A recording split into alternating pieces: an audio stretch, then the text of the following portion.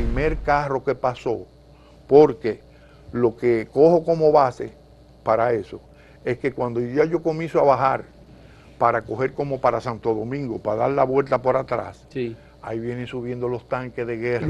Hay una especie de tregua, yo diría, de tregua, que es donde se comienza a negociar que entra el cónsul de los Estados Unidos. Mira para atrás, y cuando, don Fausto, yo he dado el giro y me he puesto a ver la fachada. La fachada del hotel. Estaba llena de tiros, llena de tiros.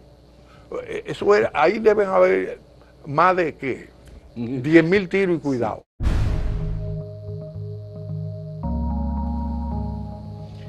Tuti García no es político, ha sido publicista prácticamente toda su vida, tiene 81 años, está con nosotros Rafael Alberto García González. Todo el mundo lo conoce por Tuti y él estuvo como testigo en Santiago el día en que se produjo el ataque al Hotel Matún y lo tenemos como un testigo excepcional. Le agradecemos que haya aceptado conversar con nosotros sobre estos acontecimientos. Sabemos de sus andanzas muy tempranas como cónsul en Nueva York, cercano a Sigfrido Camaño, muy cercano, uno de los hermanos de Camaño, y estuvo en el Hotel Matún. Quisiera que Tuti nos hablara de la casualidad por la que estuvo en Santiago, porque andaba en realidad como joven en parranda en esos momentos, ¿verdad, Tuti? Y ese famoso 19 de diciembre, en que Camaño, Lora Fernández fueron a conmemorar los 7 meses de la muerte, o a recordar de la muerte, hicieron una misa de Rafael Tomás Fernández Domínguez. Y ese fue un día terrible para la República Dominicana y para los acuerdos que se habían pactado entre los militares de San Isidro y los militares constitucionalistas, y para el restablecimiento del proceso democrático en la República Dominicana. Usted estaba muy joven en ese momento, había ido a Santiago. ¿Qué fue lo que pasó? Yo sé de su amistad que usted me ha contado con Sigfrido, que además era su cuñado. Mi cuñado casado con mi hermana. Casado con su hermana Marta María García González. Pero primero quiero darte las gracias por tu invitación en tu programa. Te sigo muy de cerca en tu participación en YouTube. O sea que siempre te he seguido. Es un privilegio para mí. Don Tuti, sí. Pues fíjate, Fausto, fue una vivencia, vamos a decir, difícil, pero en el fondo a lo malo se le saca lo bueno. Me di cuenta de lo que estaba viviendo el país después de la revolución. Usted no estuvo participando en la revolución. No tomó las armas. Nada. Usted no se involucró en nada. ningún proceso militar. No. Yo era ni un político, estudiante, no era de ningún partido tampoco. De ningún partido político tampoco. O sea, fue una vivencia como ciudadano. Como ciudadano. Yo tratando de visitar a mi cuñado y si tú quieres te puedo ser un poquitico más explícito. Sí. Pero todo eso se lleva a cabo con la desgracia del asalto del Palacio Nacional. Que ahí muere el señor. Fue el 19 de mayo. 19 de mayo. 1965, donde muere Rafael Tomás Fernández. Exactamente. Domínguez, líder indiscutible del movimiento Enriquillo, que había organizado a los militares que finalmente entregaron las armas al pueblo el 24 de abril de 1965. En la calle 16 de agosto, que moría en el Palacio Nacional, en esa parte de ahí. Y su ayudante también, que murió también en esa parte del Palacio Nacional. Pero, a ver, una cosa, Sigfrido no estaba tampoco en política. No. Sigfrido era un muchacho, yo le llevaba 2 años a Sigfrido y yo tenía 23, o sea que él tenía prácticamente 21. O sea, era un estudiante. Sigfrido inclusive estudiaba fuera de aquí, en Hargrave Military Academy, también siguiendo, vamos a decir, la trayectoria de su familia. Pero también hay que decir que Camaño tampoco estaba en política. Camaño había tenido conflictos en la policía con Belisario Peguero. Sí, sí, sí. Pero Camaño era un oficial, hijo de Fausto Camaño, teniente general del ejército trujillista y jefe de la Fuerza Armada trujillista. Exactamente. Como también lo fue el general Fernández Domínguez, hijo del general... de Ludovino Fernández. Exactamente. Francis era una persona que inclusive la primera vez que tuve contacto con él fue en la Policía Nacional. Ya. Casualmente Sigfrido me lleva a la Policía Nacional a compartir allá en el club y él estaba presente. Una persona muy jovial, un tipo, buena persona en el fondo. Y entonces pues las cosas lo llevan también a que participe en la revolución del año 65. Sí. Pero volviendo al principio, lo de Francis conmigo ocurre porque el 19 de diciembre de ese mismo año, llámese año 1965, por la muerte del coronel Fernández Domínguez, sí. Él hace una ofrenda floral en Santiago. ¿Cómo llego yo a esa parte de esa vivencia? Yo le prometo a mi cuñado, Sigfrido, hermano de Camaño, que yo iba a Santiago a dar una fiestecita allá, a compartir con... Usted sabe cómo son las muchachas de Santiago. Por supuesto. Media bonita. Bueno, ahí no hay discusión. Las mujeres de Santiago son todas muy hermosas. Exacto. Entonces, ese día, antes de yo ir a Santiago, le digo, mira, Sigfrido, lo que vamos a hacer es que como tú te vas el viernes, que es 19, yo me voy el viernes, que es 18. El jueves. El jueves, que perdón, es 18. Que es 18 y compartimos allá en Santiago. Ya. Fuimos a la fiesta, compartimos allá y nos acostamos un poco tarde. El 18. El 18, nos quedamos en el Hotel Mercedes, sí. Que eso era una tradición allá. Sí. El asunto es que nos acostamos y como eso de las 9:15 por ahí. De la mañana del 19. Del 19, oímos una bulla y hay una especie de multitud que pasa frente al hotel y ahí vemos a Camaño que va camino al cementerio a poner la ofrenda floral. Es decir, había terminado la misa en la iglesia La Altagracia. Exactamente. En el centro de Santiago. Y ellos iban al cementerio a la ofrenda floral. Bajando, exacto. Entonces... Este es el momento de la misa. Exacto. Este es el momento de la misa. Exacto. Y fíjense todas las personas que acompañan a Francis Camaño. Está Héctor Aristi, sí. Está Lora Fernández, están... Incluso por ahí hay uno, está don Antonio Guzmán, Salvador Jorge Blanco. Míralo también aquí está. Adelante. Ahí está Salvador Jorge Blanco. Al lado de Francis. Sí, ese es Salvador Jorge Blanco, exacto. Ciertamente.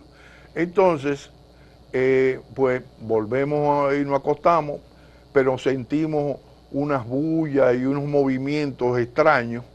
Entonces yo estaba con mi amigo Miguel Ortega, abogado, él, decidimos salir antes para bajar ya para Santo Domingo. Ya. Bajar del Hotel Mercedes donde ustedes estaban, no al cementerio. No. Porque ustedes no iban al cementerio. No, a desayunar al hotel. Para regresar a Santo Domingo. A Santo Domingo. Exacto. Sí. Entonces, estando ya uno desayunando allá, que estamos sentados, se aparece Tomás Eduardo Sanjay, amigo de toda una vida. Su hermano jugaba softball conmigo. Creo que fue el primer corredor de seguro que tuvo el país, un muchacho inteligente. Entonces comenzamos a hablar y me dijo de un carro que yo tenía y yo le hice mención de un carrito que él tenía SAP, que en esa época esos carros eran una innovación porque usted le cambiaba los cambios sin meter el cloche. Y todo el mundo decía, pero ¿cómo es posible? Una transmisión especial, ¿verdad? El asunto es que conversando con él, me dice, pero mira, Tuti, acompáñame para que tú lo manejes un poquito, para que tú veas qué buenos son esos carros. Y yo me tengo que despedir de mi novia, que fue su futura esposa, despedirme de ella porque ya yo regreso a Santo Domingo también junto contigo, en mi carro y tú en el tuyo. Sí. El caso es que llegamos a la casa de la señora, de la señorita, y en ese aspecto, pues, él se despide, y entonces yo le digo a él, pero vamos a hacer una cosa, Tomás Eduardo, vamos a pasar por el Matún para yo saludar a mi cuñado Sigfrido. Ya. Dice, no, pero no hay ningún problema. El caso es que subimos por la restauración. ¿Cada uno en su vehículo o No, solo en el vehículo de él? Solo en el SAP. vehículo de él. Ya. Bien. Entonces, ahí en el parque ese, antes de subir la lomita. Del Hotel Matún. Del Hotel de la Matún. entrada al Hotel Matún. Exacto. Estaban quemando una goma, había ya como ciertos disturbios y cosas. Yo dije, pero ¿por qué será esto?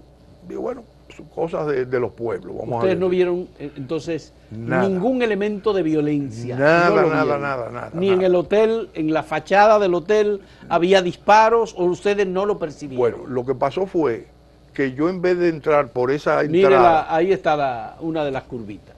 Aquí está, mira aquí frente al monitor. Mírela aquí. Aquí. Esa es la lomita. Aquí está. Aquí. Exacto, mire la lomita del lado derecho. Del lado derecho, sí, sí. Usted ve, fíjese, ese es el hotel. Entonces, yo venía de aquel lado, o sea, del lado izquierdo, entonces subí y en vez de entrar por la otra entrada, entro por esta que está aquí. Ya. Entonces, cuando yo voy subiendo ahí, yo no veo nada que pueda ser peligroso para nadie, al contrario, una tranquilidad grandísima. Entonces, subimos, entramos a la marquesina del hotel, nos desmontamos los dos, dejamos el carro parqueado en la marquesina, y cuando vamos a entrar, vemos que en la recepción no hay nadie. En la recepción. Nadie. Ni En la entrada siempre hay una persona que sí, coge claro, las de maletas. seguridad, de maleta, de servicio. Tampoco había nada. Tampoco.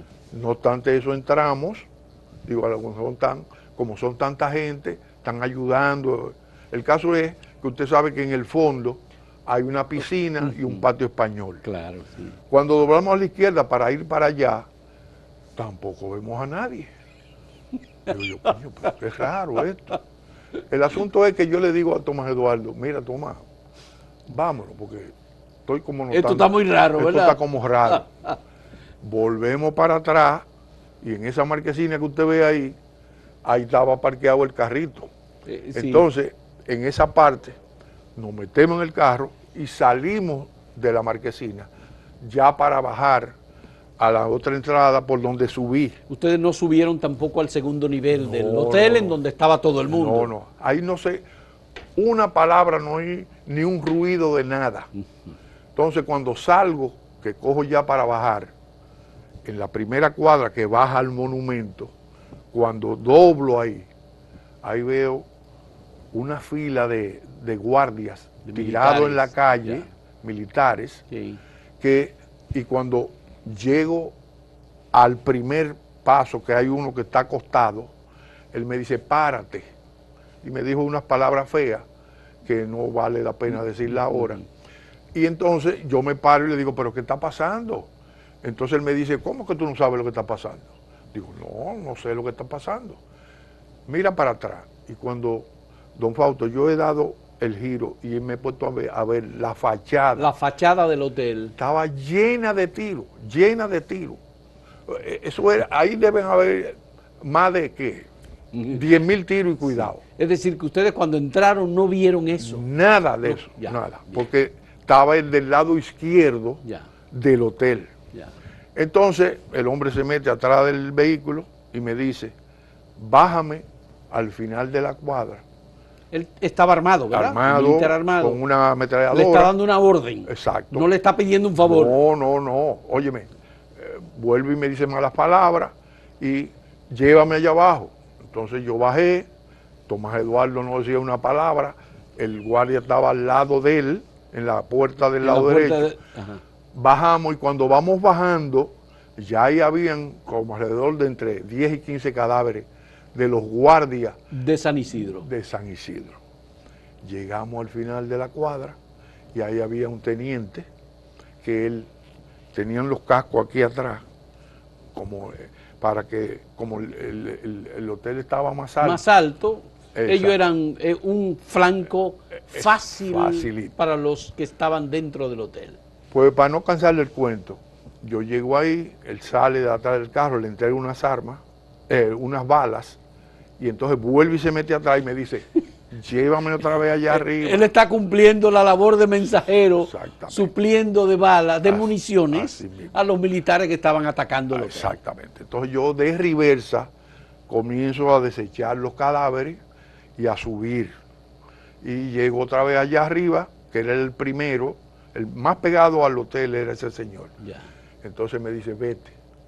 Entonces yo comienzo a bajar, desechando, y por eso le digo que fue el primer carro que pasó, porque lo que cojo como base para eso es que cuando yo comienzo a bajar para coger como para Santo Domingo, para dar la vuelta por atrás, sí, ahí vienen subiendo los tanques de guerra. Los tanques, eran 3 tanques de guerra que habían dispuesto los militares de San Isidro, para atacar al Hotel Matún.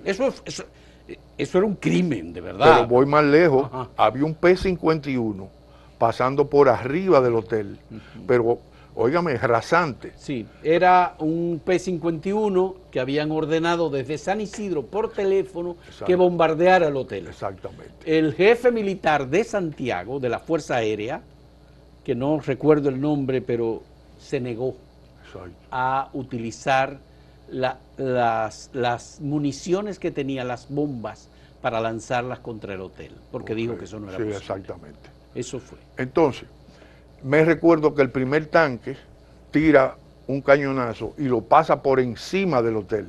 No le dio al hotel. No le dio, no. Como buscando referencia para el ángulo del cañón. El ángulo, sí.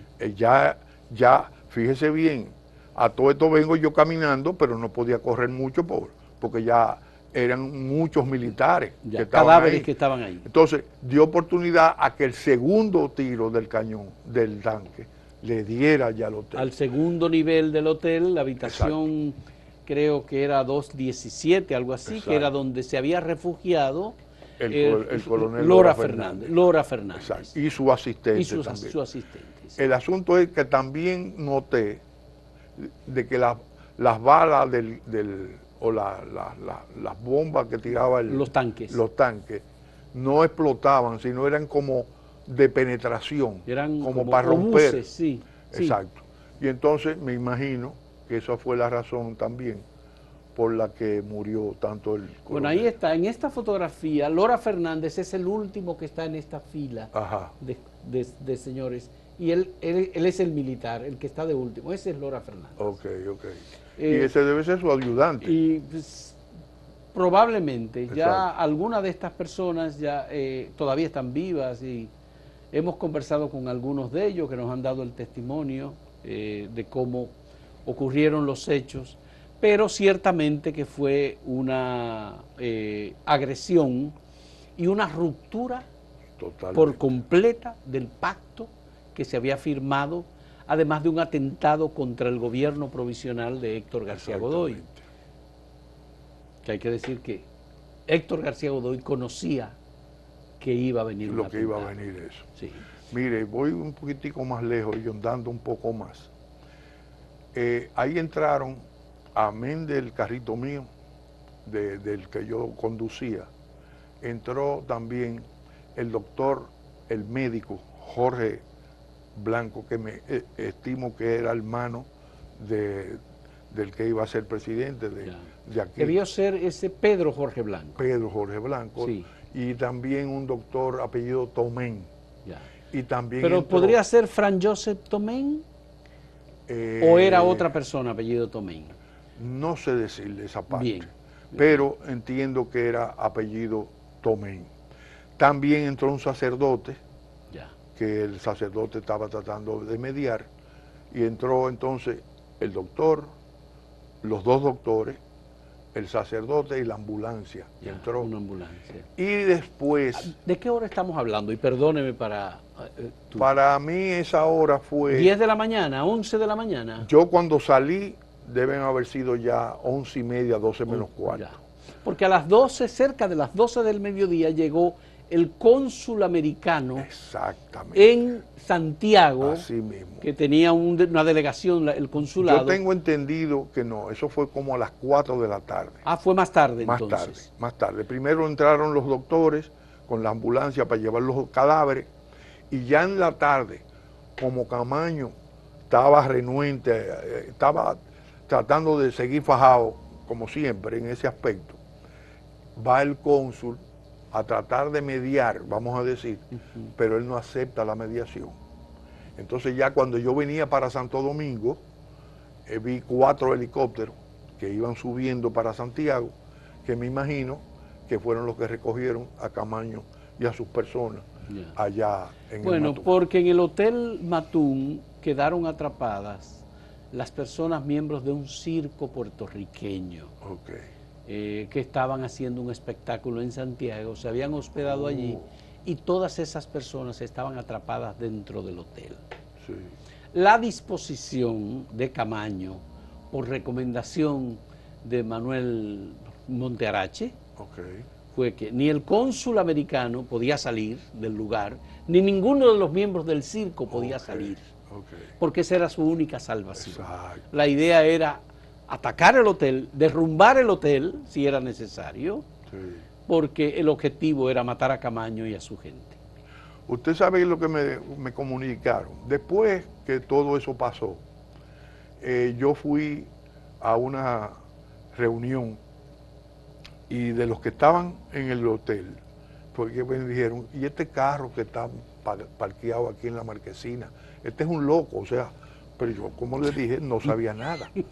Pero parece ser que la ofensiva que hizo Camaño con el personal militar que lo estaba atacando. Los hombres ranas, sobre todo. Después, esa parte de ahí, como ya él había hecho tanto esa oposición, vamos a decir, se metieron por atrás, por la piscina, que estaba ahí una casa de no me recuerdo, de alguien, y trataron también de meterse por atrás, y en la piscina también Camaño le hizo frente. Le hizo frente, sí, Exacto. Ciertamente. Hubo una perforación por la zona de la cocina del hotel que lograron hacer con uno de los tanques. Hay una fotografía que evidencia muy claramente, incluso en esa zona es que finalmente Aníbal López, que murió recientemente, es el oficial hombre rana, a quien Montearache le dice que tiene que parar los tanques con un disparador de granadas, y él acertó en la penetración de una granada al tanque que estaba en la parte delantera. Y eso parece ser que generó el temor de los 2 tanquistas anteriores que estaban y permitió que los tanques se devolvieran. Si no hubiese habido una tragedia. Exactamente. Bueno, Tuti, vamos a hacer una primera pausa en este diálogo, porque yo creo que hay muchos otros elementos posterior a esa penetración inocente suya a las instalaciones del Hotel Matún siendo atacado. Así mismo es. Pero estoy a tu disposición. Muy bien. Volvemos en un momento en este diálogo con Tuti García, un publicista no metido en la política que llegó a Santiago a celebrar una fiesta y a verse con Cifrido, el hermano de Camaño que andaba con Francis Camaño. Volvemos en un momento.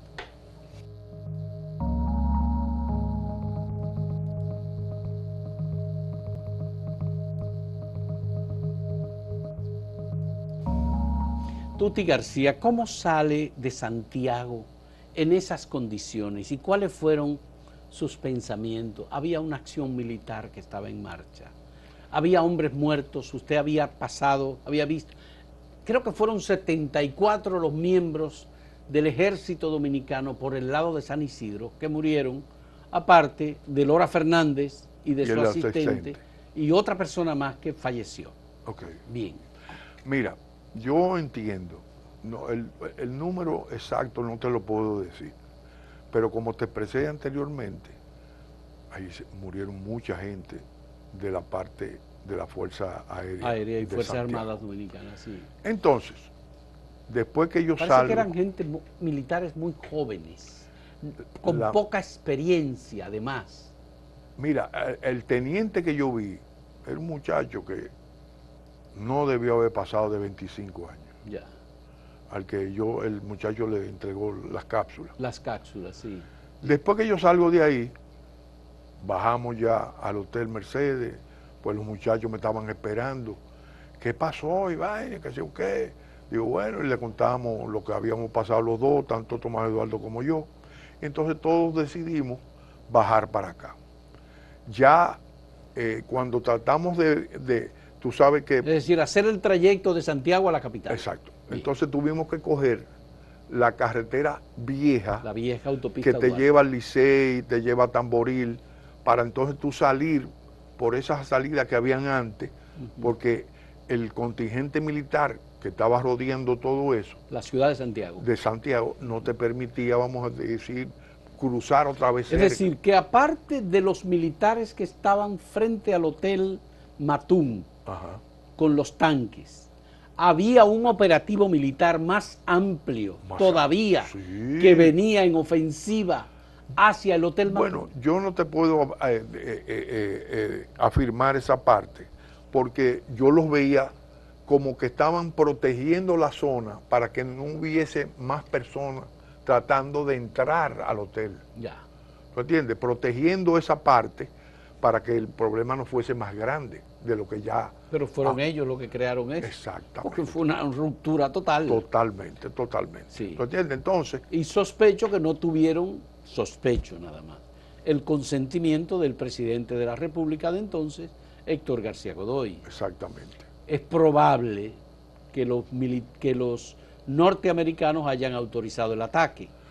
Camaño estaba convencido de que el ataque fue coordinado con los militares norteamericanos. Okay. Esa parte, yo entiendo que después que ocurren la muerte del coronel Lora Fernández, de su ayudante, hay una especie de tregua, yo diría, de tregua, que es donde se comienza a negociar, que entra el cónsul de los Estados Unidos, que ven las cosas, como tú bien dijiste, habían más gente de un circo, todo eso. Sí. Y entonces entiendo de que el cónsul entró buscando una forma de salvaguardar los posibles personas que eran nacionales norteamericanos. La idea era, creo que Monterache sugirió que el cónsul no podía irse del hotel. Exactamente. Que era una manera de proteger la vida de todas las personas que estaban allí. Exacto. Entonces, entiendo de que se comienza a negociar con el gobierno del señor García Godoy la salida ya de Francis por su postura de no dejar salir a nadie primero, y él buscando también una seguridad para su gente que tenía ahí. Claro. Entonces recuerdo que ya cuando yo venía ya de regreso, más o menos por La Vega, por ahí entre La Vega y Bonao, vimos 4 helicópteros que iban subiendo para Santiago, que fueron los que sacaron a Francis con todo su personal militar que estaba en el Matún. Sí. Esa decisión de sacar a Francis Camaño en helicóptero también fue una medida negociada porque todavía San Isidro tenía interés de acabar con la vida de Francis a cualquier costo. Exacto. Igual, cuando Francis se va a principios del año 1966 del país como agregado militar en Londres. En Londres, exacto. No era posible sacar a Francis de la ciudad en automóviles, porque corría riesgo y porque en el camino hacia Punta Caucedo lo podían atacar. Exacto. Y hubo que sacarlo en un helicóptero norteamericano que lo llevaron desde la cercanía de su casa en la Félix Mariano Lluveres hasta el aeropuerto de Punta Caucedo. Fue así, es decir que obviamente que Rivera Cuesta, creo que era el jefe del ejército, estaba también Wessing, pero Wessing ya creo que había salido del aparato militar, se había ido. Sí. Tenían la decisión de matar a Francis Camaño y a sus compañeros. Sí, porque es que tú sabes que habían muchos intereses ahí, muchas cosas. Pero luego vino la Operación Limpieza. Exacto. Usted sabe cómo ocurrió la Operación Limpieza. sí. Al primero que asesinaron en la operación de limpieza fue a Pechirilo. Exactamente. Sí, me recuerdo yo. Yo sé que usted no se metió nunca en la política, sí. pero No, tenía información, pero sabía, tenía. ¿verdad? Lo Mira, que estaba pasando. yo recuerdo, y esta es otra vivencia que tuve con mi cuñado, de que cuando comenzó la revolución, en el puente de aquí, el puente Duarte, pusieron, ¿tú te recuerdas de aquellos camiones? Los camiones que pusieron cruzados los en la mitad, catarey, los catarey en la mitad del puente. Ahí. Sí, claro. Y yo fui con Sigfrido a ver eso, los dos. Y eso fue algo, óyeme, espeluznante. Mírela ahí, mire la fotografía. Sí, sí. Espeluznante eso. Ya. Pero, óyeme, no había tráfico, no había personas cruzando en ese momento, porque del otro lado estaba el general Wessing, sí. y de este lado estaba Camaño. Sí, o sea sí, que, sí. pero míralo ahí, los dos catarés. Francis, Lora Fernández. Sí. Sí, había, por supuesto. Pero usted siempre estuvo muy cerca de Sigfrido. Bueno, mira. ¿Cómo fue eso? Porque mira, Sigfrido estuvo en el aparato militar. No, sí, Sigfrido fue militar. Fue militar, ¿verdad? Sí, exacto. Yo pasé con él también un momento muy difícil, muy difícil. Cuando estuve en Washington, ¿cómo se llamaba el general que fue, como decir, el ministro de Defensa de parte de Inver Barrera? Con Inver Barrera como jefe del gobierno, era Wessing el que estaba pero al frente de los militares de San Isidro, había un militar, con Inver Barrera. Había un militar que estuvo conmigo en Washington, una persona muy decente, que fue una persona que fue ya cuando Inver Barrera estaba en la feria, a donde está el Senado, ahí estaba el gobierno, vamos a decir, de Inver Barrera. En el edificio del Palacio, del Palacio del Congreso estaba operando el gobierno de reconstrucción nacional presidido por Antonio Inver Barrera. Exactamente. Pues óyeme, ven, eso que tú dices de la gente que querían hacerle daño a Francis y eso, lo viví también con Sigfrido. Fíjate bien, yo viví en la José Contreras, antes de llegar a la Abraham Lincoln.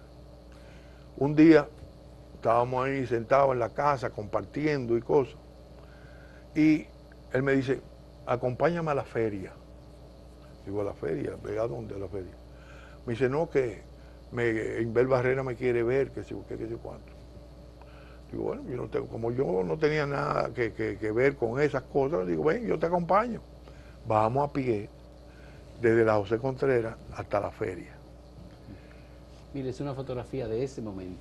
Eso es en el Palacio del Congreso Nacional. Ese es en el Congreso Nacional hoy, que utilizó Antonio Inver Barrera como Palacio de Gobierno. Exactamente, es así, bien, así mismo. Entonces, yo y él llegamos a lo que es el Senado hoy y entramos normalmente, subimos y cuando vamos subiendo, ya como en el segundo piso, me encuentro ese general que te digo, que me conocía desde cuando Washington, y me dice, Tuti, ¿cómo tú estás? Y vaina, ¿y qué tú buscas aquí?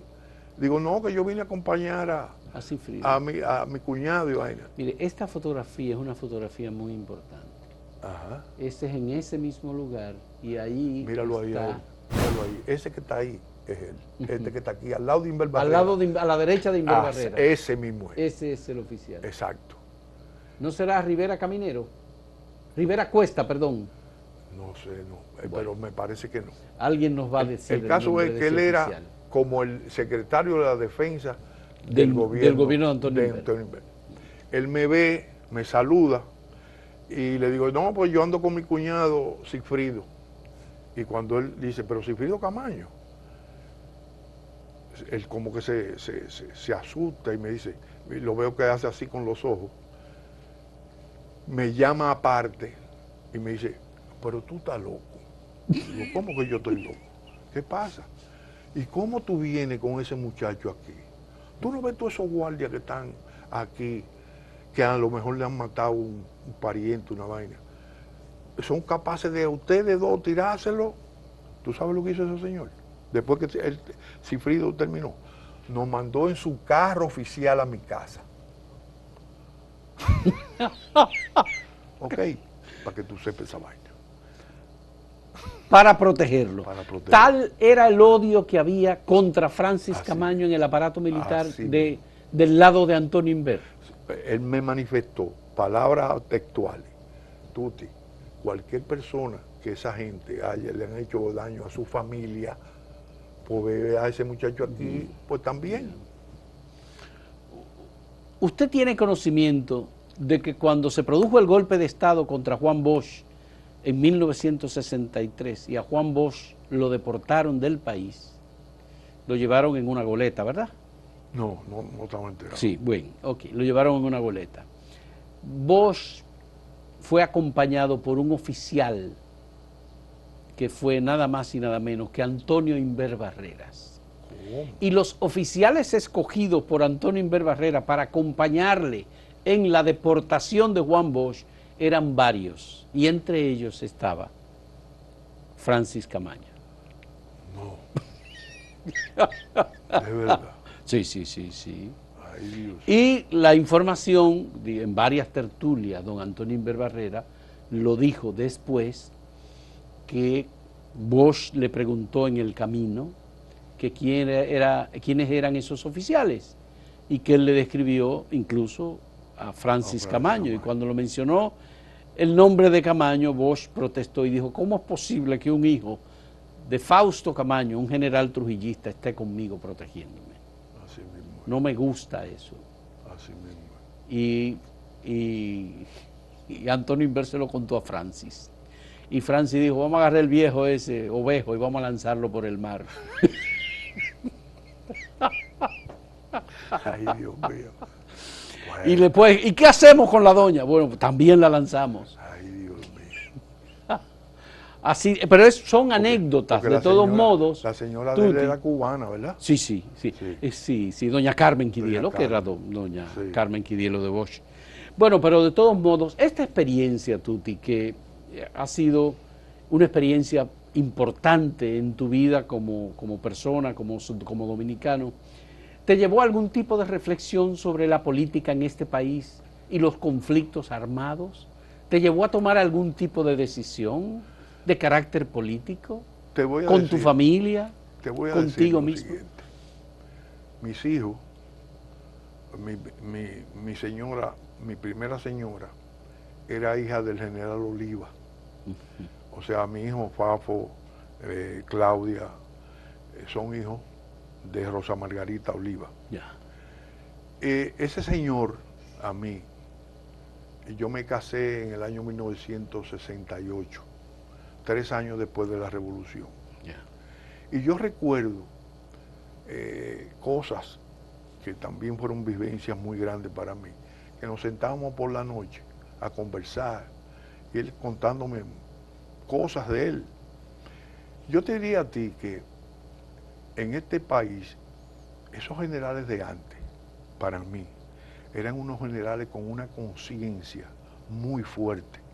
Quizás no tenían la preparación académica de los de hoy, pero tenían una fuerza innata en ellos y se dedicaban a sus cosas, no obstante estar en una dictadura. Pero era una dictadura, Era eso una iba a dictadura, decir. ¿te Es entiendes? decir, estoy pensando en el teniente general Fausto Camaño, Sí. el padre de Camaño, que fue un militar trujillista, Sí. o en el padre de Rafael Tomás Fernández Domínguez, Ludovino Don Fernández, Ludovino. que era un hombre conocido por la rudeza con la que actuaba. Sí, no hay duda de eso. O sea que la diferencia de ese general de antes a los de ahora, yo entiendo que la milicia del país ha adelantado, porque ya no son militares innatos, Ya. ahora son militares que son abogados, que son doctores.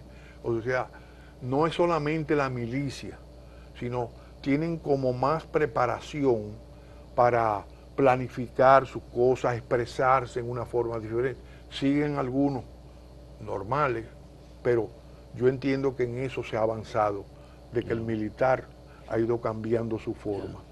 Pero la política nunca a usted le llamó la atención con tantos jóvenes dedicados a luchar por el tema de la libertad, contra la dictadura. Yo te voy a hacer un cuento. A ver. Mi papá, Eduardo García Cambier, mi abuelo era francés. Entonces se casó con mi abuela de Asua. Entonces mi abuelo fue el que hizo la catedral de San Pedro de Macorís, la que tiene todos esos piquitos. Ajá. Lo hizo mi abuelo, francés. Amén de eso, mi abuelo hizo todas las líneas de tren de los ingenios Consuelo, todos los trenes que había en San Pedro de Macorís e ingenios, fue mi abuelo. Entonces, mi abuelo, arquitecto, muere haciendo un edificio frente al parquecito. ¿Tú sabes dónde venden los pasteles de hoja? Sí. Frente, del lado opuesto del parque, ahí muere mi abuelo. Y mi abuela... ¿Pero él vivía ahí? Sí, ya él tenía su familia con mi abuela. Ya, ok. Entonces, eran 3 hermanas y 2 hermanos. Sí. Entonces, al morir, vamos a decir, mi abuelo, pues mi abuela se queda viuda. Sí. Entonces, mi papá, dentro de los varones, era el más viejo. Entonces, como es lógico, tenía que ayudar a su mamá. Y entonces mi papá regresa a San Pedro de Macorís y viene para acá y comienza en el Banco de Reservas, Citibank, que era el que compra Trujillo para hacer el Banco de Reservas. Es el que está Mercedes con Isabel la Católica, Con Isabel la Católica, donde está la Asociación de Ahorro y Préstamo hoy.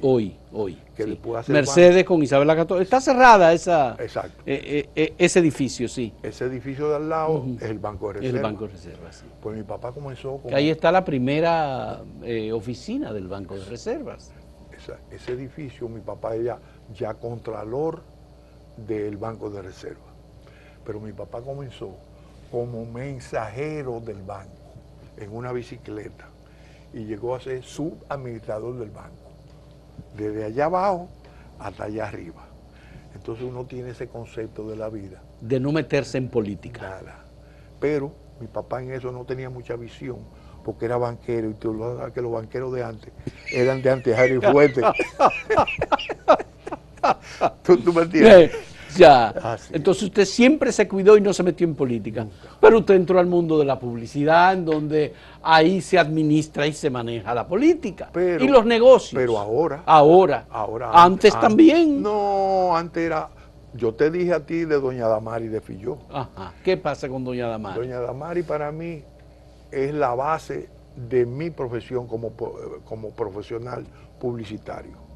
Esa señora me enseñó a mí lo que yo nunca imaginé que iba a aprender. Y así sucesivamente.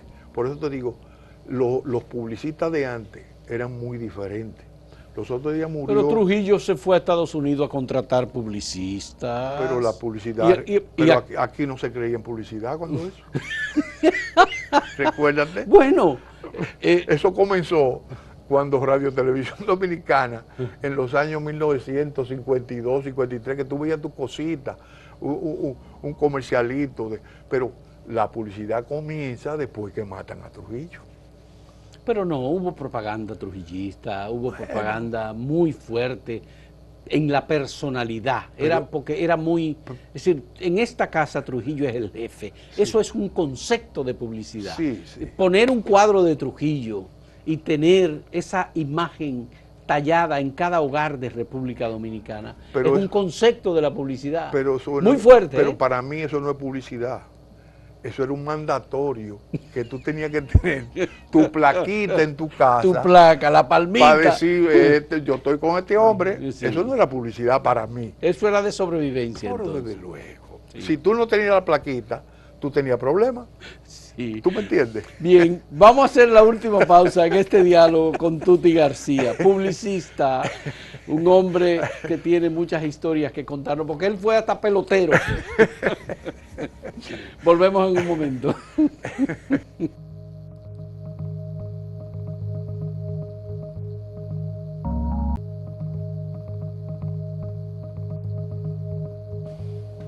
Tuti, ¿en qué momento entra usted a trabajar en la publicidad? ¿Es Jonan Rubio, es doña Damaris que le invita a entrar al mundo publicitario? Doña Damaris para mí es mi estandarte, vamos a decir, dentro de la profesión. ¿Y qué vio ella?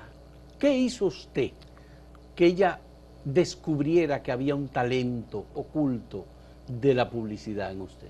Yo siempre te he dicho que esa señora tiene una vivencia que poca gente como publicista la ha tenido.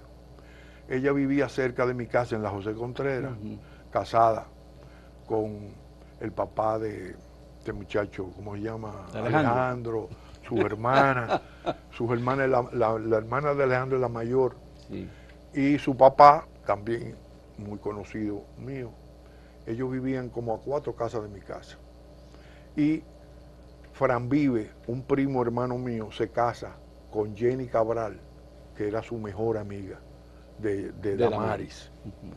Y entonces nos conocimos ahí, después siempre nos veíamos. Damaris nace no, su papá vivía en la misma José Contreras, pero cuando tú pasas a la universidad, que vas camino, vamos a decir, a la Abraham Lincoln, en la primera curva, ahí vivía Damaris con su papá y su mamá.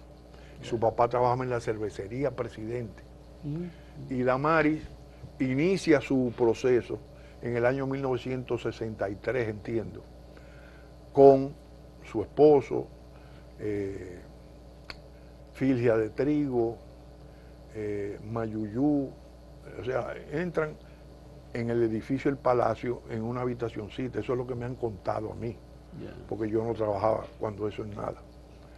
Y esa señora, la primera cuenta que consigue es Cerveza Presidente. Cerveza Presidente. Y esa fue su base.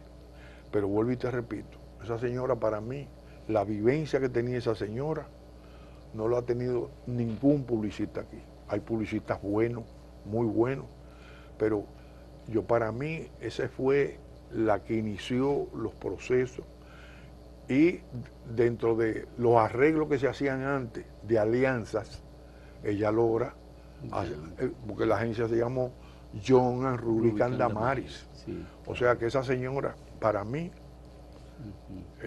ese la Claro, también el rol jugado por los intelectuales, especialmente los poetas de San Pedro de Macorís. René del Risco, por ejemplo, que fue uno de los grandes de la publicidad en esos años. Fue muy importante. Trabajó con José Augusto Tomé. Con José Augusto. Y Maximito Lobatón. Sí. O sea, pero José Augusto inicia un proceso como agencia publicitaria diferente a lo que era lo normal. Las agencias vivían solamente de lo que producía la colocación en los medios, pero José Augusto inicia con manejo de medios apoyado por los clientes de él. Pero el tema de la creatividad publicitaria y de la producción, por ejemplo, contenido. Sí, la creatividad, Damaris era creativa. Damaris era creativa. En el caso de José Augusto, era ese muchacho que muere en la George Washington en un accidente de carro. René del Risco. René del Risco. Y así habían 2 o 3 publicistas creativos. Exacto. También este muchacho, bueno, trabajó después con Damaris.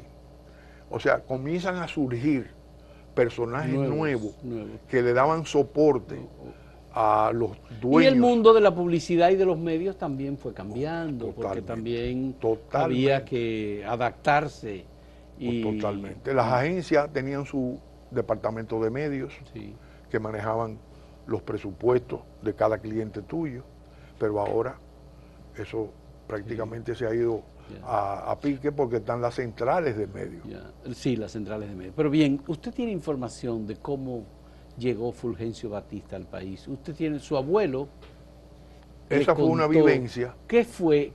Me gustaría, antes de terminar esta conversación, que usted me contara qué pasó con Fulgencio Batista. Ok, fíjate. Porque para mí es importante. Sí. Pues yo recuerdo siempre que mi madre me contó, viví en Bonao mi madre, yo soy de Bonao, que Fulgencio Batista llegó a Bonao invitado por Petán Trujillo y él recorría las calles del pueblo en un jeep decapotado y saludaba a las personas y parece ser que incluso hasta distribuía dinero, junto con Petán Trujillo. Mira, yo tengo una vivencia ahí. Como te dije, yo me casé con una hija del general Oliva. Sí. Y él se va al exilio, y entonces cuando se va al exilio a España, regresa en el año 1963, 63-64, ya, vamos a decir, consigue que lo dejen entrar, y nos sentábamos en las noches a conversar de anécdotas y cosas. El general Oliva. Del general Oliva. Bien. Y me contó de que en el año 1959, en el 31 de diciembre de ese año, digo, 58 para el 59, me contó de Usted sabe que ese acontecimiento está en la película El Padrino. Sí, claro. Entonces, ahí está el padrino cuando él se despide. Cuando él se despide. Y todo el mundo. Y todo el avión. Exacto. Entonces, viene a República Dominicana. Viene a República Dominicana. 1 de enero. Exacto. Entonces, pero el avión viene no solamente con él, era un avión de pasajeros. De pasajeros. Y ahí venían muchas familias que eran parte de lo que él era en su dictadura ya. Pero parece que venía con dinero también. Pero desde luego. Entonces ahí es que voy. Mire, entonces me cuenta el general a mí, yo le decía a don Cutuco, que cuando Trujillo, como día de Navidad, pues la gente se acostaba tarde. Sí. Entonces Trujillo lo llama en la madrugada, llámese 5 de la mañana por ahí, que que Fulgencio Batista pues había dejado el país y que venía para acá. Entonces Trujillo le dice al general que Batista le debía un dinero de unas armas que él parece que le había vendido sí, y eso. Sí. El asunto es que por favor lo fuera a recibir allá al aeropuerto General Andrews, que era el aeropuerto de antes, y que le pagara el dinero, y que si no le pagaba el dinero, no lo dejara que se apeara. Que descendiera del avión. Que no podía descender del avión a quedarse aquí. El caso es que él fue, pero el avión, y me dice él que él sube al avión, lleno de gente, eso, y que Fulgencio estaba en la parte de atrás, lo que le decían la cocina en los aviones antes, que era un asiento así corrido, como con 10 asientos, y ahí estaba Fulgencio con su familia. Entonces él llegó, le hizo el saludo, mire que vengo de parte del generalísimo, de esto, que él me ha comunicado que si usted no le paga el dinero, que usted no se pueda pegar del avión.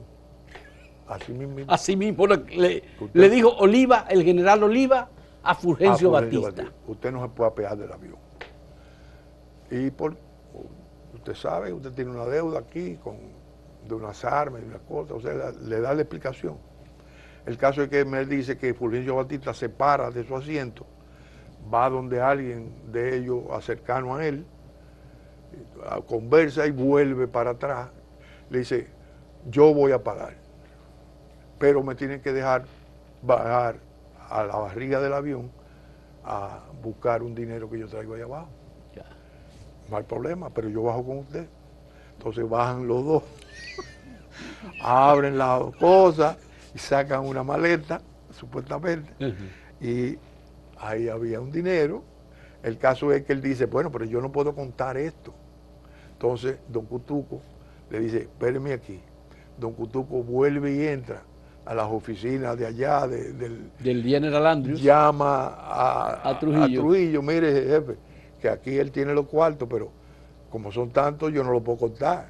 Entonces le manda 2 contables, se los traen. Trujillo le manda 2 contables. 2 contables, pero el hombre no puede salir del avión. Cogen los cuartos, llegaron los 2 contables, contaron el dinero. Dieron a don Cutuco, ya tenemos el dinero. Se puede apear ahora. Pero voy más lejos. ¿Qué historia? Voy más lejos. Eso de Bonao, yo no lo creo así, porque Fulgencio nada más estuvo aquí una semana y se hospedó en el Hotel Jaragua. Sí, pero él fue abonado. ¿Ah, sí? Yo le aseguro que él fue Bueno. abonado. Sí, sí. Él fue abonado, evidentemente. Él tenía una hija muy bonita Ujú. que montaba a caballo, Ajá. pero él no duró mucho aquí, ¿no? Don Tuti García, muchas gracias. Qué agradable tener una conversación con usted y escuchar estas historias. Le agradezco infinitamente esta conversación y espero que volvamos porque tenemos que hablar, tenemos que contar alguna de estas para que la gente entienda el pasado. Porque son aspectos que nadie los trata. Sí, Que, sí. y nadie puede contarlo. Exacto. O sea, hay que estar ahí Hay que estar para ahí para tu verlo, ¿te entiendes? Pero voy a aprovechar para darle primero las gracias por tu invitación. Sí, Y segundo, que vamos a seguirnos juntando, sí. porque tengo varias cosas que me van llegando así, de cosas que a lo mejor te puedan Me interesar. interesan, por ¿Ok? supuesto, claro que sí, por supuesto. Así que muchas gracias, Muchas Fausto, gracias. siempre a tus órdenes. Muchas gracias, don Tuti García, que Rafael Alberto García González, que nos ha contado esta historia. Le agradecemos a él y agradecemos, por supuesto, a ustedes acompañarnos en esta conversación. Hasta luego.